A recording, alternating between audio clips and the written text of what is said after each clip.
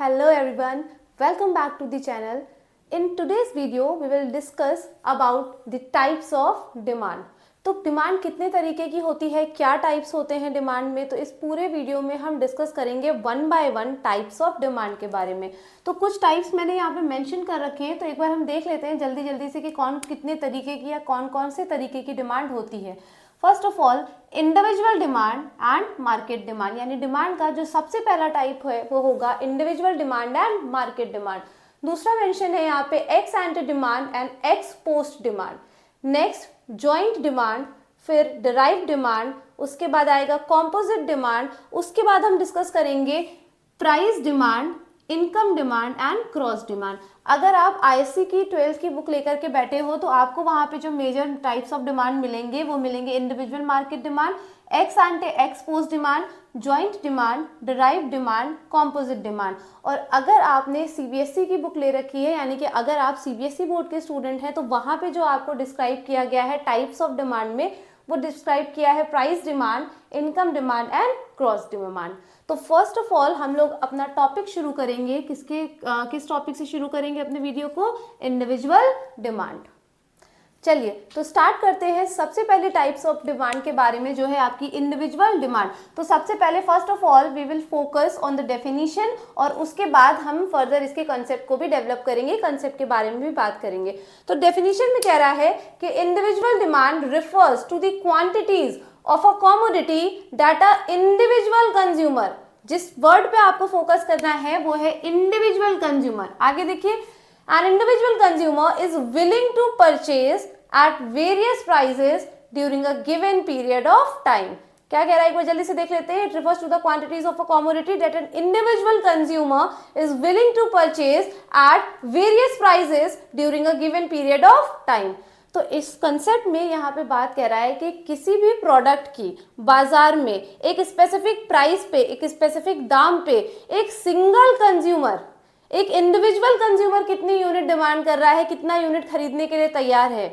यानी कि मार्केट में एक स्पेसिफिक प्राइस पे किसी स्पेसिफिक प्रोडक्ट की एक सिंगल कंज्यूमर कितनी डिमांड कर रहा है, ये कंसेप्ट कहलाता है किसका, इंडिविजुअल डिमांड का। एक एग्जाम्पल से इसको समझते हैं, एक छोटा सा एग्जाम्पल समझते हैं। सपोज करिए एक पेन है, जैसे ये मार्कर या पेन हो गया।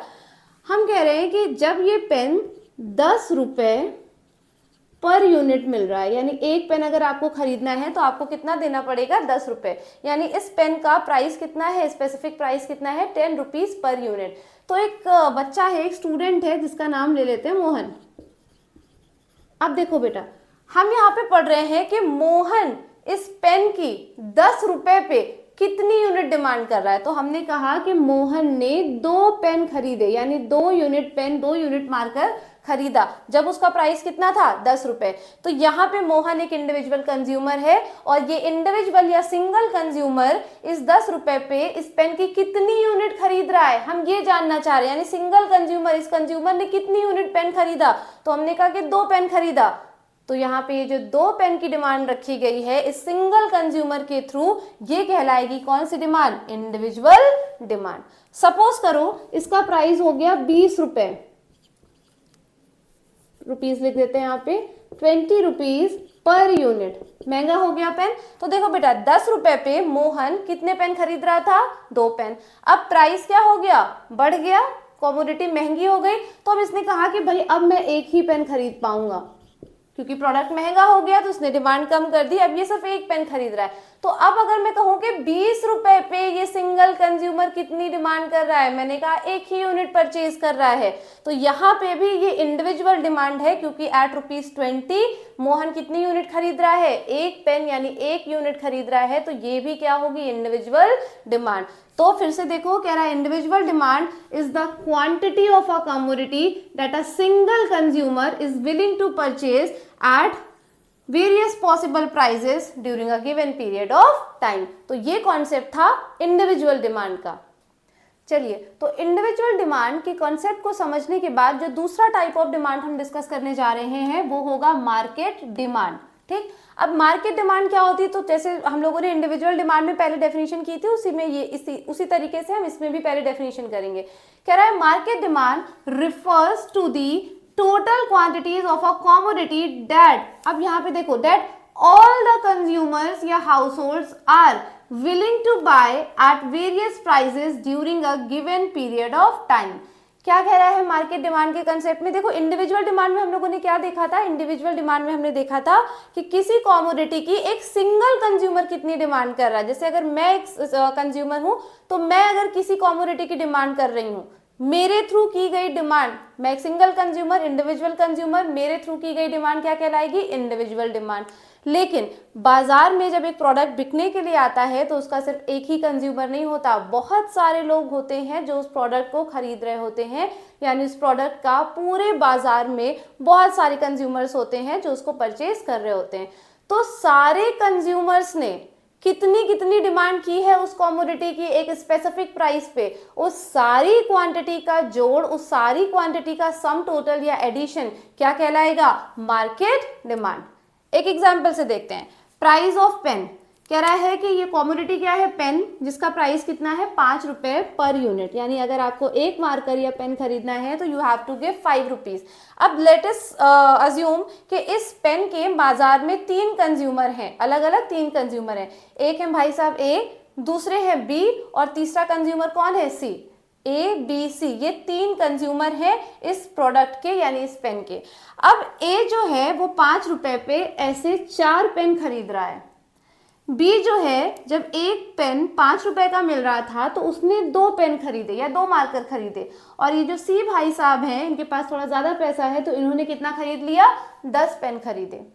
तो कंज्यूमर ए, अगर हम ये कहेंगे कि ए ने 5 रुपए पे कितनी डिमांड की है, तो ये क्या हो जाएगा? इंडिविजुअल डिमांड, क्योंकि मैं यहाँ पे सिर्फ ए के थ्रू की गई डिमांड की बात कर रही हूँ। ठीक है। उसी तरीके से अगर मैं कहूँ बी ने कितनी यूनिट्स परचेज करी है इस 5 रुपए पे इस पेन की, आपने कहा कि मैम 2 यूनिट परचेज की, तो यहाँ पे बी के थ्रू की गई डिमांड भी क्या होगी? Individual demand.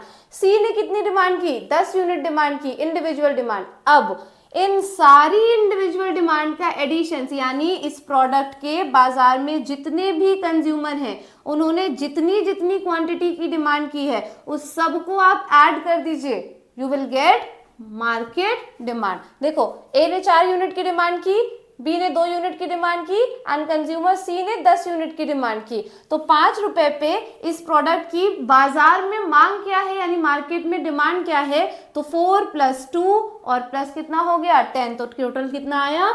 16। So 16 is the market demand eight ₹5 इस पेन की।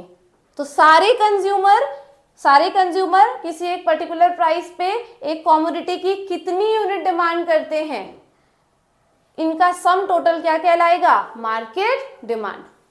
चलिए, तो individual demand and market demand के कंसेप्ट को करने के बाद जो दूसरा कंसेप्ट हम शुरू करने वाले हैं, टाइप्स ऑफ डिमांड, यानी कि दूसरा जो आपका टाइप ऑफ डिमांड होगा वो होगा एक्स एंड डिमांड, और इसी के साथ हम करेंगे एक्सपोज डिमांड। तो सबसे पहले हम लोग समझते हैं कि एक्स एंड डिमांड क्या होता है भाई। तो कह रहा है it refers to the amount of goods that consumer is willing to buy, यानी कंज्यूमर खरीदना चाह रहा है, खरीदने की सोच रहा है during a particular time period. ये कंसेप्ट होगा किसका? Ex and demand. तो एक्स एंड डिमांड का कंसेप्ट कहता है कि ये किसी कॉमोडिटी की वो क्वांटिटी होती है जिसको कंज्यूमर अभी सोच रहा है कि मैं इतनी डिमांड करूंगा, यानी कंज्यूमर जो भी क्वांटिटी डिमांड करने के लिए किसी भी कॉमोडिटी की प्लान करता है कि मैं इतनी क्वांटिटी खरीदूंगा, तो ये कॉन्सेप्ट किसका होता है? X and demand. एग्जाम्पल से समझते हैं इसको, एक एग्जाम्पल देख लेते हैं तो आपको थोड़ा और क्लियर हो जाएगा।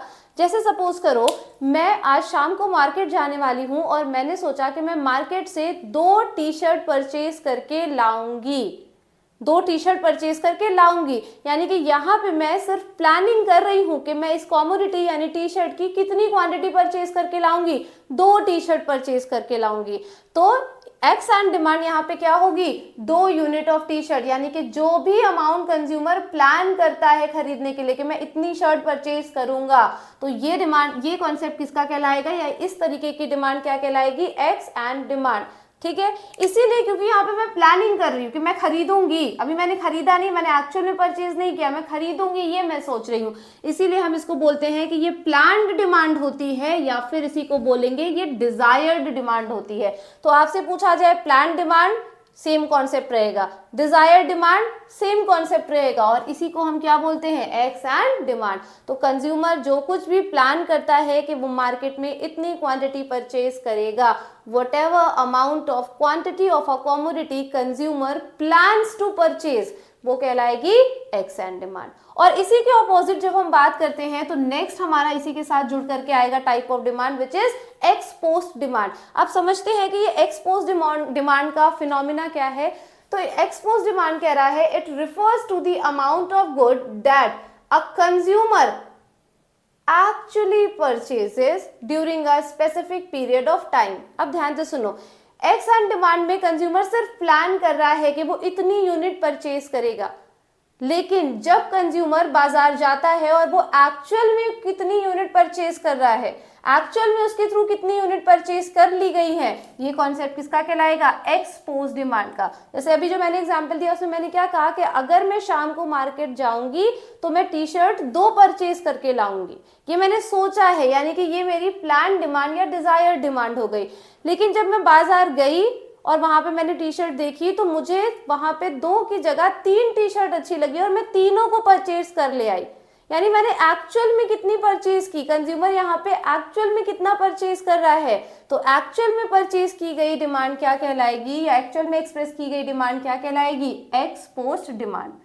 अब एक चीज याद रखिएगा, एक्स एंट और एक्स पोस्ट की जो क्वांटिटीज हैं वो बराबर भी हो सकती हैं और कम और ज्यादा भी हो सकती हैं।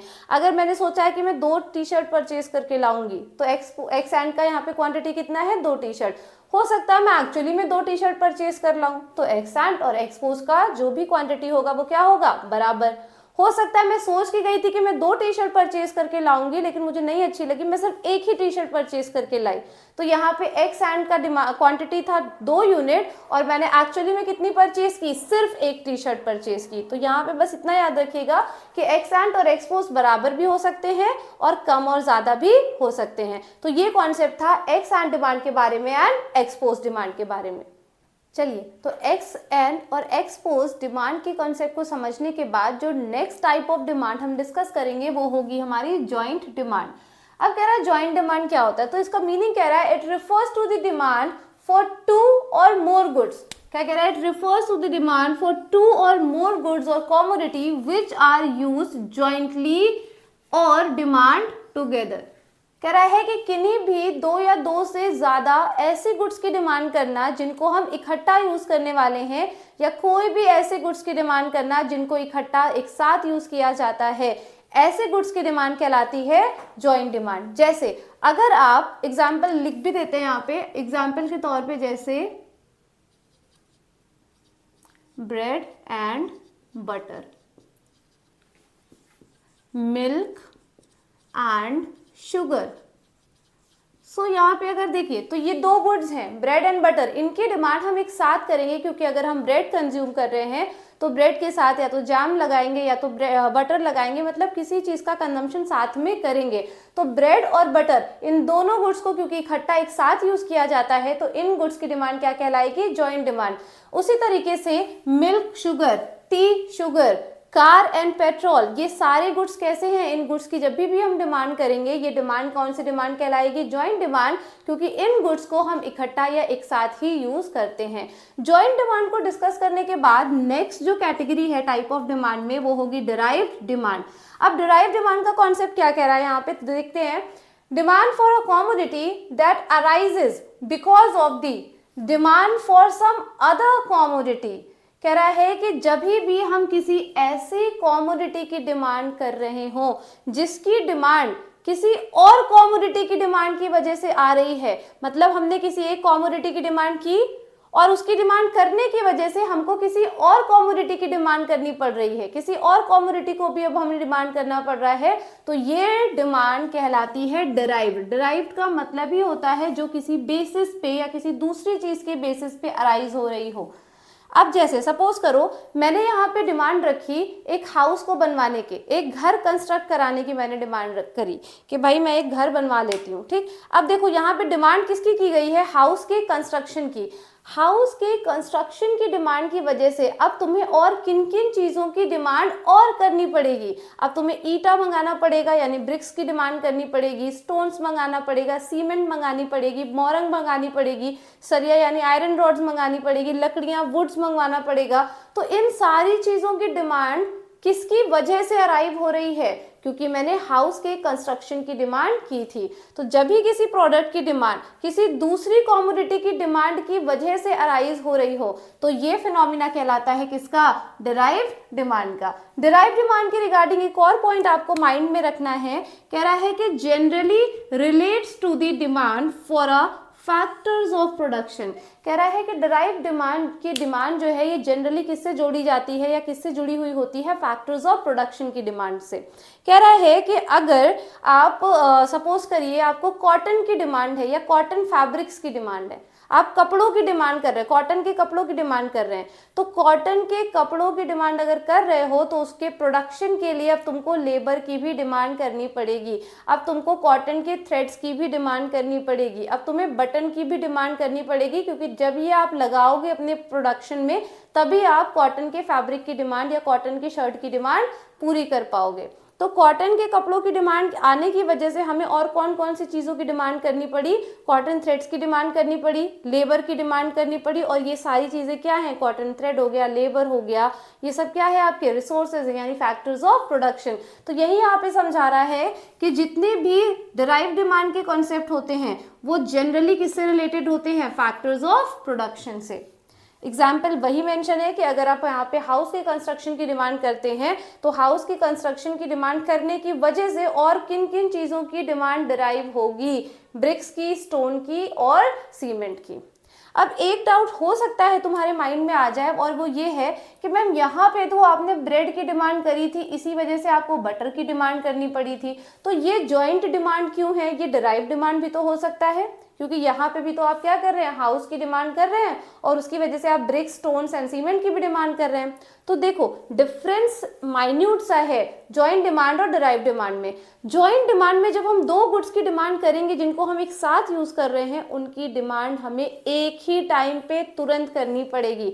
लाइक अगर आप ब्रेड की डिमांड कर रहे हो तो तुरंत तुम्हें बटर की भी डिमांड करनी है, या अगर ब्रेड की डिमांड कर रहे हो तो तुरंत तुम्हें जैम की भी डिमांड करनी है, दोनों को साथ ही में कंज्यूम करोगे। लेकिन जो डिराइव डिमांड है उसमें थोड़ा टाइम गैप आ सकता है। जैसे अगर आपने हाउस की डिमांड की है, हाउस को कंस्ट्रक्ट कराने की डिमांड की, तो एकदम से आप सारा ब्रिक, स्टोन, सीमेंट, वुड सब इकट्ठा नहीं मंगा लोगे। हो सकता है आपने आज हाउस की डिमांड करी, हाउस बनवाना है, कंस्ट्रक्शन करना है, ऐसा सोचा, अब 2-3 दिन बाद आप ऑर्डर प्लेस करने चाहोगे किसका? ब्रिक्स का। ईंटों की डिमांड करी, सीमेंट की डिमांड करी, उसके बाद जब थोड़ा स्ट्रक्चर बन जाएगा तब आप वुड्स की डिमांड करोगे, उसमें लकड़ियां या फिर जो दरवाजा विंडो वगैरह लगवाना है वो लगवाओगे।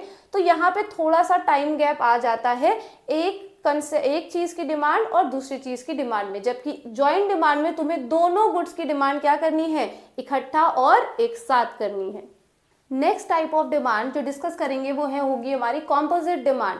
कॉम्पोजिट डिमांड का कॉन्सेप्ट कहता है कि demand for a goods that have multiple uses और can be put to several alternative uses. यानी किसी भी ऐसी कमोडिटी की डिमांड अगर आप कर रहे हैं, किसी भी ऐसे प्रोडक्ट की अगर आप डिमांड कर रहे हैं जिसको सेवरल यूजेस के लिए हम यूज कर सकते हैं, यानी जिसको कई पर्पस के लिए यूज किया जा सकता है, डिफरेंट ऑल्टरनेटिव यूजेस के लिए हम उसको यूज कर सकते हैं, तो ऐसे गुड्स की डिमांड जो होगी वो कहलाएगी कॉम्पोजिट डिमांड।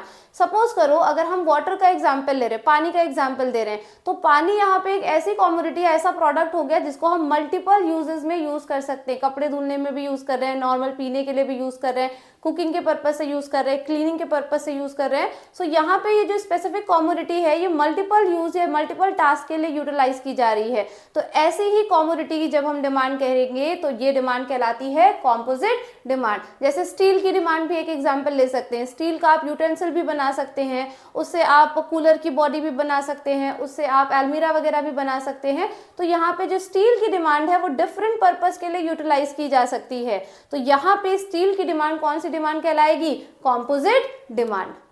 तो जो नेक्स्ट टाइप ऑफ डिमांड हम डिस्कस करेंगे ये है हमारा प्राइस डिमांड। तो प्राइस डिमांड के रिगार्डिंग क्या कह रहा है?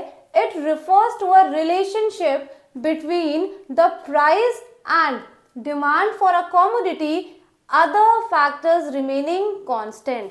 कह रहा है कि प्राइस डिमांड, प्राइस किसी भी प्रोडक्ट के प्राइस और उसकी डिमांड में होने वाला रिलेशन है, लेकिन कब? जब डिमांड को इन्फ्लुएंस करने वाले बाकी सारे फैक्टर्स क्या रहे? कांस्टेंट रहे। आपको बता दें कि जो कमोडिटी की डिमांड होती है वो कई चीज़ों की वजह से बाजार में ऊपर नीचे होती रहती है, यानी डिमांड कभी कम हो जाएगी या कभी ज़्यादा हो जाएगी किसी भी प्रोडक्ट के लिए, क्योंकि मार्केट में बहुत सारे ऐसे फैक्टर्स होते हैं जो डिमांड पे असर डालते हैं। जैसे सबसे पहला फैक्टर तो क्या हो गया? प्राइस।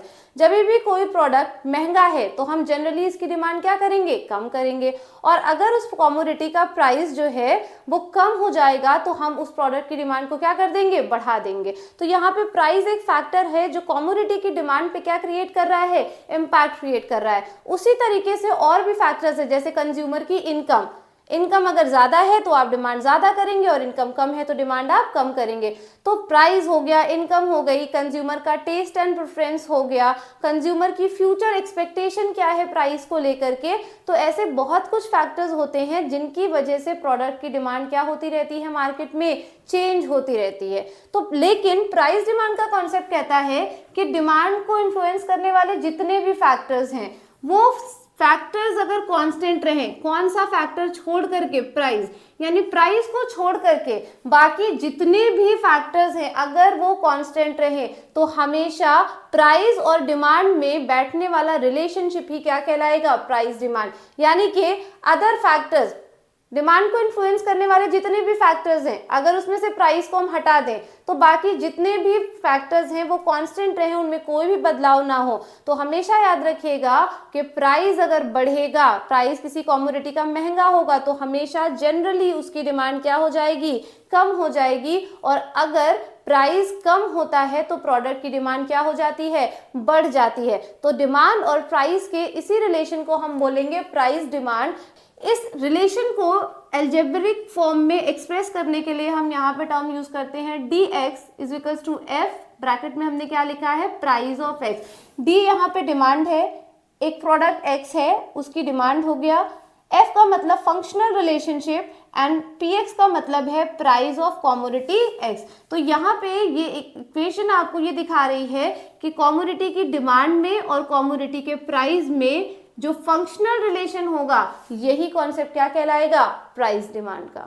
प्राइस डिमांड के बाद जो दूसरी डिमांड है वो है हमारी इनकम डिमांड। अब इनकम डिमांड का फिनोमिना क्या है? इनकम डिमांड का कॉन्सेप्ट कहता है it refers to a relationship between income of the consumer and quantity demanded of a commodity other factors remaining constant. तो यहाँ पे भी कह रहा है कि अगर अदर फैक्टर्स कांस्टेंट रहे, लेकिन अब अदर फैक्टर का कांस्टेंट होने का मतलब क्या है? ध्यान से समझना इसको।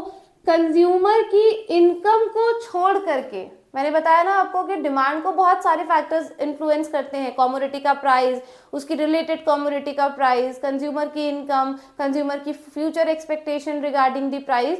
तो इनकम डिमांड में कह रहा है इनकम को छोड़ करके, इनकम वाला फैक्टर है, इनकम को छोड़ करके बाकी जितने भी अदर फैक्टर है जैसे कमोडिटी का price, price of related goods, consumer की फ्यूचर एक्सपेक्टेशन, तो ये सारे फैक्टर अगर कांस्टेंट रहे, इनमें किसी भी तरीके का चेंज ना हो, तो कंज्यूमर की इनकम के बीच में और कमोडिटी की डिमांड के बीच में बनने वाला रिलेशनशिप ही क्या कहलाएगा? Income demand. यानी कि सामान्य तौर पे नॉर्मल केस में हमेशा क्या होता है कि जब भी कंज्यूमर की इनकम बढ़ती है तो कंज्यूमर नॉर्मली गुड्स की डिमांड को क्या कर देगा? बढ़ा देगा। भाई सिंपल है, अगर आपके पास आज पैसा कम है, इनकम आपकी कम है, तो आप डिमांड भी क्या करते हो? कम करते हो। लेकिन अगर आपकी इनकम बढ़ जाती है तो आप नॉर्मल गुड्स की डिमांड को भी क्या कर देते हो? बढ़ा देते हो। यानी जब पैसा ज़्यादा आएगा तो आप डिमांड ज़्यादा करोगे और अगर पैसा कम है तो आप डिमांड भी क्या करोगे? कम करोगे। तो इनकम यहाँ पे असर डाल रहा है किसके ऊपर? प्रोडक्ट की डिमांड के ऊपर। तो इनकम और डिमांड के बीच में बनने वाला ये रिलेशनशिप ही क्या कहलाएगा? Income demand. लेकिन कब? जब इनकम को छोड़ करके बाकी जितने भी अदर फैक्टर्स हैं ये क्या रहे? कांस्टेंट। इस रिलेशन को हम इस तरीके से भी स्पेसिफाई कर सकते हैं dx is equals to f, bracket में हमने क्या रखा है? y। डी का मतलब डिमांड, एक्स का मतलब एक रैंडम हमने कोई भी कॉमोडिटी ले ली, कॉमोडिटी एक्स जिसकी यहाँ पे ये डिमांड है। वाई का मतलब है इनकम लेवल से और इनकम और एक्स कॉमोडिटी के बीच में बनने वाला ये रिलेशनशिप, यानी ये फंक्शनल रिलेशनशिप ही क्या कहलाएगा, income demand. Next type of demand जो हम डिस्कस करेंगे ये है हमारा क्रॉस डिमांड। क्रॉस डिमांड की डेफिनेशन कह रही है it refers to a relationship between demand of a given commodity and the price of its related commodity while other factors remaining the constant. Concept कह रहा है, इसकी डेफिनेशन कह रही है कि डिमांड को इन्फ्लुएंस करने वाले जितने भी अदर फैक्टर्स हैं वो कांस्टेंट रहें, है ना। और जब किसी एक कॉमोडिटी की डिमांड बढ़ रही हो या घट रही हो, यानी डिमांड में चेंज आ रहा हो किसी दूसरी कॉमोडिटी के प्राइस में चेंज आने की वजह से, जैसे सपोज करते हैं मेरे हाथ में यहाँ पे ये दो कॉमोडिटीज हैं, सपोज करो कि इस कॉमोडिटी की डिमांड बढ़ रही हो या घट रही हो, यानी इस कॉमोडिटी की डिमांड को चेंज करने के पीछे इस कॉमोडिटी के प्राइस कहाँ थे, यानी कि जब एक कॉमोडिटी के प्राइस में चेंज आने की वजह से दूसरी कॉमोडिटी की डिमांड पे असर पड़े, यहाँ पे इस कॉमोडिटी की डिमांड पे असर इसके प्राइस में चेंज आने की वजह से नहीं पड़ रहा है, यहाँ पे इस कॉमोडिटी की डिमांड जो है वो बढ़ेगी या घटेगी, लेकिन किसकी वजह से, क्योंकि उसकी जो रिलेटेड कॉमोडिटी है इस बॉक्स के प्राइस में चेंज आ रहा है और इस बॉक्स के प्राइस में चेंज आने की वजह से इस कॉमोडिटी की डिमांड पे असर पड़ रहा है। तो इसको हम लोग क्रॉस इफेक्ट बोलते हैं या इसी फिनोमिना को हम बोलते हैं क्रॉस डिमांड। एक एग्जांपल से समझते हैं, कह रहा है यहाँ पे कॉफी और टी ये दोनों किस तरीके के गुड्स हैं, रिलेटेड गुड्स हैं। और रिलेटेड गुड्स में अगर थोड़ा सा मैं बता दूं, यहाँ पे सब्स्टिट्यूट गुड्स हैं। ये कॉफी की जगह पे आप टी यूज कर सकते हैं या टी की जगह पे आप क्या यूज कर सकते हैं, कॉफी यूज कर सकते हैं। तो ये सब्स्टिट्यूट हैं एक दूसरे की, है ना।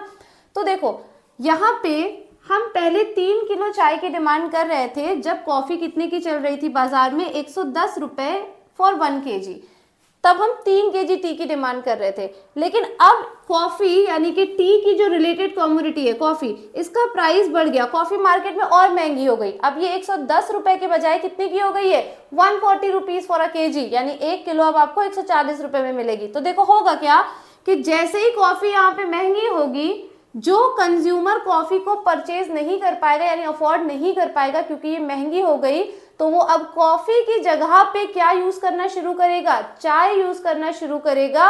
और इसीलिए बाजार में चाय की डिमांड क्या हो जाएगी, बढ़ जाएगी।